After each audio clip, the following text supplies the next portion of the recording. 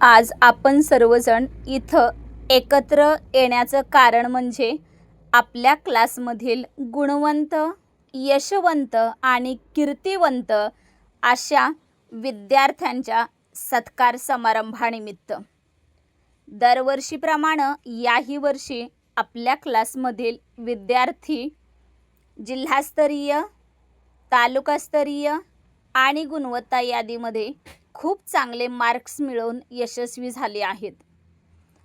त्यांच्या यशाचं कौतुक तर आपण केलंच पाहिजे. त्यांच्यासाठी तर जोरदार टाळ्या ह्या वाजवल्याच पाहिजेत. पण आज प्रत्येकाच्या मनामध्ये एक विचार आला पाहिजे. आज आपण यांच्यासाठी टाळ्या वाजवतोय, उद्या आपल्यासाठी सुद्धा कोणीतरी वाजवल्या पाहिजेत. त्याच्यासाठी आपण काय केलं पाहिजे? त्याच्यासाठी तर फक्त आणि फक्त तुम्हाला अभ्यासच करायचा आहे. तुम्हाला कोणतंही शेतात जाऊन काम करायचं नाही. कोणत्याही इंडस्ट्रीमध्ये जाऊन तुम्हाला 24 तास राबायचं नाही. तर फक्त आणि फक्त तुम्हाला दिलेला अभ्यास वेळेवर पूर्ण करायचा आहे. शिकवण्यासाठी तर मी आहेच ना. दरवर्षी आपले कितीतरी विद्यार्थी असं गुणवत्ता यादीमध्ये येत असतात. बऱ्याच वेळा तर राज्यस्तरीय यादीमध्ये सुद्धा निवडून आलेले आहेत. त्यांच्यासाठी आपण काय केलेलं आहे? ते विद्यार्थी सुद्धा तुमच्यापैकीच एक आहेत ना. मग त्यांचे नाव लिस्टमध्ये येतं, आपलं काय येत नाही याचा विचार तुमच्या मनामध्ये आलाच पाहिजे. आपण जसं शेजाऱ्यांनी ड्रेस आणला की आपल्याला पण पाहिजे असतो. त्यांच्या घरी त्याला कंपास नवीन आणला की मला पण पाहिजे असं आपण म्हणत असतो. असं जी तुलना करताय ना, त्याच्यापेक्षा जर त्यांना चांगले मार्क्स मिळतात, मला का मिळत नाहीत, याच्यासाठी सुद्धा तुम्ही ईर्ष्या ठेवा ना. आज त्याचं कौतुक होतंय, उद्या माझं सुद्धा झालं पाहिजे असं तुम्हा इथं बसलेल्या प्रत्येक विद्यार्थ्यांच्या मनामध्ये आलंच पाहिजे आणि ती यायलाच हवं. त्यासाठी तुम्हाला काय करायचं आहे? तुम्हाला शालेय अभ्यासासोबतच ना स्पर्धा परीक्षांची आवड निर्माण होणं खूप गरजेचं आहे. ती तर आता काळाची गरज झाल्या. तुम्ही तर बरेच अधिकारी बघत असाल जे की MPSC मार्फत सिलेक्शन झालेलं असतं त्यांचं. आता पहिल्यासारखं आपल्याकडं वशिला वगैरे ह्या पद्धती नाहीत राहिलेल्या. त्याच्यामुळे तुम्ही अभ्यास कराल तरच ह्या स्पर्धेच्या युगामध्ये टिकणार आहात. तुम्ही ऐकलं असेल बघा, आता शेजापाजारी वगैरे तुमच्यापेक्षा जे मोठी असतात, बरेच विद्यार्थी त्यातील MPSCच्या परीक्षा वगैरे देत असतात आणि बऱ्याच विद्यार्थ्यांना डिप्रेशन येणं, माझं सिलेक्शन झालं नाही, 4-4 वर्ष अभ्यास करतोय तरी मला यश मिळालेलं नाही, अशा बऱ्याच गोष्टी तुम्ही ऐकल्या असणार आहेत, बरोबर की नाही सांगा. मग ह्या सगळ्या गोष्टी असं का तुम्हाला म्हणजे ऐकायला येतात? तर त्यापैकी बऱ्याच विद्यार्थ्यांना ना अभ्यास काय करायचा, कसा करायचा आणि त्याची सुरुवात कुठून करायची असते हेच माहिती नसतं. त्यासाठी पुढं जाऊन यापैकी एकाही विद्यार्थ्याची अशी अवस्था मला बघवणार नाही. त्याच्यासाठी तर मी तुम्हाला दरवर्षी इयत्ता 4थी पासून ज्या काही तुम्हाला स्पर्धा परीक्षा आहेत त्याबद्दल मी तुम्हाला मोटिवेट करत असते. त्याच्याबद्दल तुम्हाला बसण्यासाठी सांगत असते की ह्या स्पर्धा परीक्षांचा अभ्यास कसा करायचा आहे.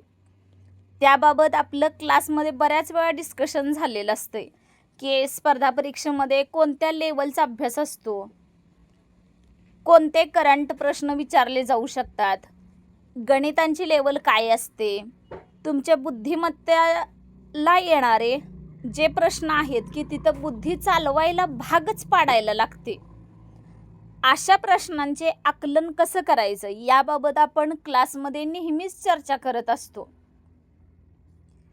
त्यापैकी बरेच विद्यार्थी मनावर घेतात सुद्धा, पण बऱ्याच विद्यार्थ्यांना असं असतं की राहू दे, नको, आपण पास होईल का नाही, आपल्याला कमी मार्क्स पडले तर घरातले काय म्हणतील, शेजारचे काय म्हणतील, तुला इतक्या फीज भरल्या मग तू पास नाही झालास, तुला कमीच मार्क्स मिळाले, मग मी नाही बसणार आता या परीक्षेला, मी एकदा बसलो तर आता एकदा नापास झालोय तर मी परत नाही त्या परीक्षा देणार.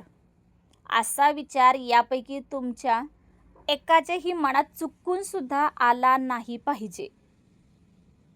नापास झाला तरी चालेल, प्रयत्न करत राहणं हे गरजेचं आहे. सातत्य तुमच्याकडे असणं हीच खरी तर यशाची गुरुकिल्ली आहे. तुम्ही आत्तापर्यंत ऐकत आलाय, अपयश ही यशाची पहिली पायरी असते. कायम ऐकत आलाय तुम्ही.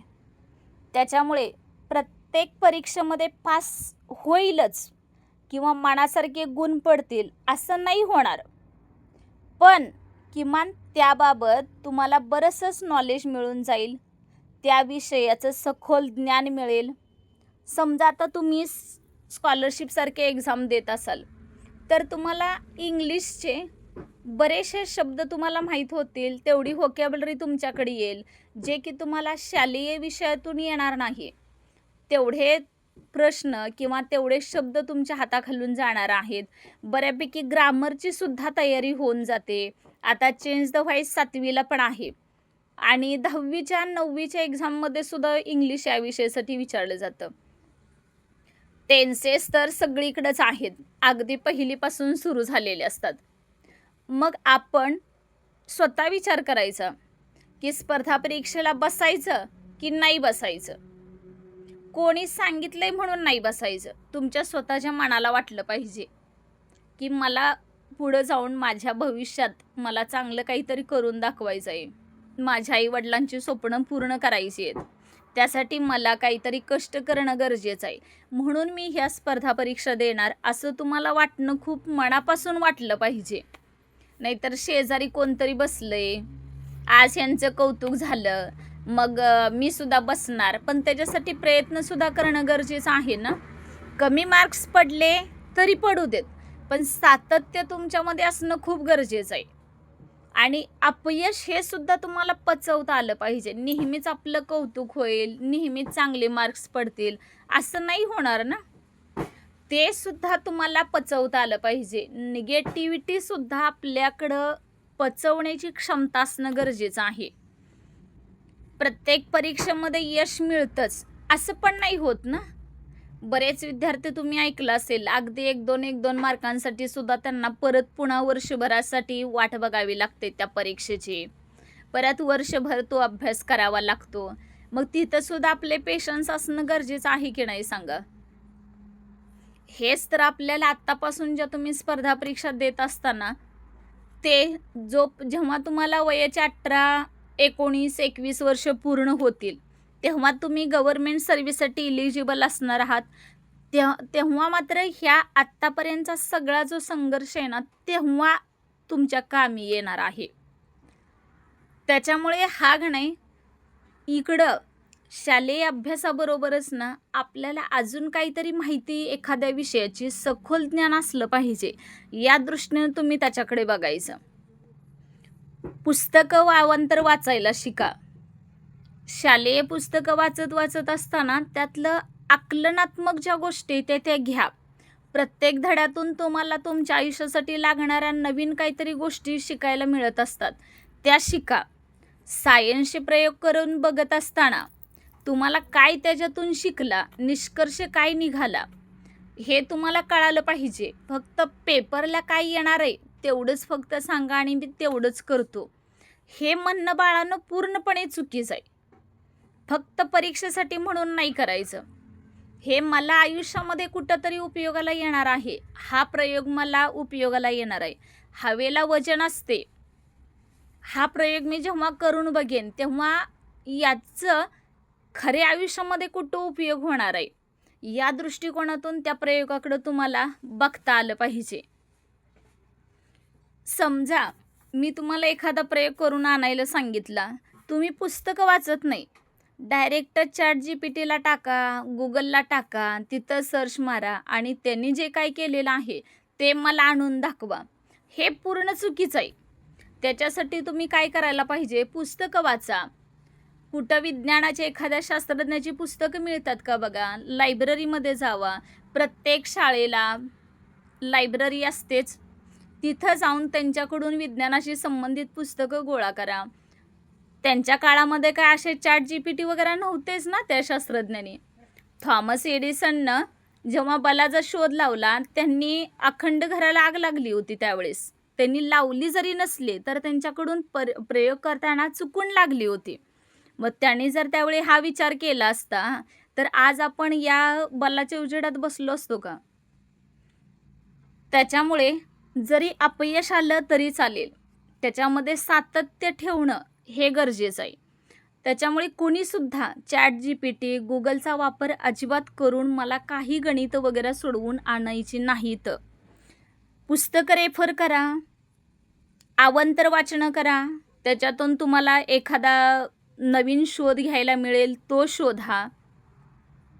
समजा उद्या तुम्ही भावी डॉक्टर झालात, तर त्यावेळेस एखाद्या माणसाचं, एखाद्या पेशंटचं ऑपरेशन करायचं असेल तर तुम्ही निम्म्यात आल्यानंतर जर समजा काय यदाकदाचित त्याचा प्रॉब्लेम झाला तर तुम्ही काय फोटो काढून गुगलला टाकणार आहात का? का ChatGPTला सांगणार आहात आता काय करू, हा फोटो आलेला आहे ह्याचं काही करून द्या म्हणून? करणार आहात का सांगा? हसण्यासारखी गोष्ट नाही बाळांनो, हे मनावर घेणं खूप गरजेचं आहे. त्यामुळे प्रत्येक वेळेस जायचं, ChatGPTची मदत घ्यायची, शिक्षकांना आणून दाखवायचं, हे पूर्ण चुकीचं आहे. त्याच्यामुळे तुम्हाला प्रत्येक गोष्ट अशीच का घडली, अशीच का आहे, प्रत्येकाला का हा प्रश्न विचारा, म्हणजे तुम्हाला त्याचं उत्तर ॲटोमॅटिक मिळून जाईल काय येणार आहे ते. म्हणून जास्तीत जास्त पुस्तकांचा अभ्यास करा, अवांतर वाचनं करा, स्पर्धा परीक्षा असतात त्याच्यामध्ये सहभागी व्हा. दरवर्षी किमान प्रत्येकानं 2-2, 3-3 तरी स्पर्धा परीक्षा द्याव्यात. असा विचार करू नका की प्रत्येक वेळेस आम्हाला फीज भरावी लागणार, फॉर्म बी भरावी लागणार, घरातले म्हणतात इतके पैसे तुला कुठून आणायचे. घरातल्यांना सांगा ना तुम्ही, मला ड्रेस नाही घेतलास तरी चालेल, मला ड्रेस आणू नका, मम्मी मला ड्रेस घेऊ नकोस, पण मला ह्या स्पर्धा परीक्षेसाठी लागणारे काय पुस्तकं आहेत ती मला वाचायला दे, मला याच्यासाठी काय पेन, पुस्तकं, वह्या लागणार आहेत ते दे, त्याच्यासाठी एखादं मार्गदर्शक वापरायला लागत असेल तर ते आणा ना. तुम्ही बाकीचे हट्ट पूर्ण करा, म्हणजे तुम्हाला ह्या गोष्टी तुम्हाला घरातले ऑटोमॅटिक आणून देतील. आणि पुस्तकासाठी कोणी नाही म्हणणार नाही आहे, किंवा कोणतं एक्झाम जर देत असेल तर घरातल्यांना नेहमी आनंदच वाटणार आहे ना, बरोबर आहे की नाही सांगा? अभ्यास करणार आहे म्हटल्यावर तुमच्या घरातले काही नको म्हणणार आहेत का? बाकीचे खर्च कमी करायचे, एखाद्या ट्रिपला जायचं कॅन्सल करायचं. ट्रिप आहे शाळेत म्हणा किंवा कुठं कॉलेजमध्ये असणारी ट्रिप सांगू नका. शेजापाजारी जाणार असणार आहेत तर ते तुम्ही सांगू नका ना, म्हणजे जेणेकरून तुम्हाला घरातले अभ्यासासाठी प्रोत्साहन करतील. म्हणजे हे आता जे मी तुम्हाला पारितोषिकं वाटणार आहे किंवा ह्या ज्या काही ट्रॉफ्या वाटणार आहे तर याचा आनंद तुम्हाला सुद्धा घेता येईल ना. हा आपल्याच वर्गातला इयत्ता 7वीत मध्ये आता शिकत असणारा विद्यार्थी आहे, जो 6वीमध्ये IAS म्हणजे जी अभिरूप परीक्षा होती त्याच्यामध्ये केंद्र यादीमध्ये याची निवड झालेली आहे. म्हणजे इतके चांगले मार्क्स त्याला मिळालेले आहेत. आणि आज आपण बघतोय की त्याला आज ट्रॉफी पण देणार आहोत आणि हे सर्टिफिकेटसुद्धा त्याला देणार आहोत. आणि या यशासाठी तुम्ही आज त्याला कौतुकास्पद सर्वांनी टाळ्या वाजवल्या, त्याचं मन भरून कौतुक केलं, त्याच्या यशाला दाद दिली.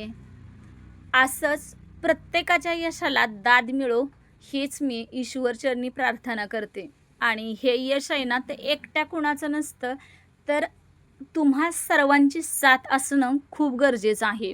म्हणून तर आपण आजचा हा दिवस बघतोय आणि अशी ट्रॉफी आज त्याला देताना मला खूप आनंद होतोय की हा त्याचा आजच्या एका दिवसाचा संघर्ष नव्हता, तर अखंड वर्षभर केलेल्या त्याच्या कष्टाचं चीज झालंय असं म्हणायला आपल्याला काही हरकत नाही. अशाच ट्रॉफ्या तुम्हाला सुद्धा मिळाव्यात, असंच गुणपत्रकाचं आणि असाच सत्कार माझ्या हातून तुमचा नेहमीच करता यावा यासाठी सुद्धा मी तुमची खूप ऋणी असणार आहे. त्यानंतर हा आहे आपल्याच क्लासचा विद्यार्थी प्रज्वल राजेंद्र शिंदे. यानेही IAS या परीक्षेमध्ये खूप चांगले मार्क्स मिळवून आपल्या क्लासचा नाव लौकिक वाढवलेला आहे. आज ह्या पोरांचे जे हसरे चेहरे बघताय ना, ते फक्त बाळांनो आजच्या एका दिवसाची त्यांची मेहनत नाही आहे, तर त्यांनी अखंड वर्षभर 6वी मध्ये केलेल्या कष्टाचं आज हे फळ त्यांना मिळतंय. त्याच्यामुळे तुम्ही सुद्धा खूप चांगला अभ्यास करा. तुम्हाला हे देणारे खूप जण आहेत, तुम्ही घ्यायला तयार असणं गरजेचं आहे. त्याचंही आपण ट्रॉफी आणि सर्टिफिकेट देऊन टाळ्यांच्या गजरात कौतुक करूयात. तर नेक्स्ट आहे शौर्य दादासो शेटे. अत्यंत हुशार, प्रामाणिक आणि खूप समजूतदार असा असणारा विद्यार्थी. यानेही खूप चांगले मार्क्स मिळवून जिल्हास्तरीय यादीमध्ये आपलं स्थान पटकवलेलं आहे. त्याच्यासाठीही ट्रॉफी आणि गुणपत्रक म्हणजे सर्टिफिकेट देऊन आपण त्याचंही सत्कार करणार आहोत.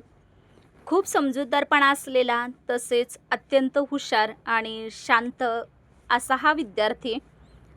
गणिताबरोबरच सायन्सची सुद्धा खूप याला आवड आहे आणि त्याचंही टाळ्यांच्या गजरामध्ये जोरदार आपण कौतुक.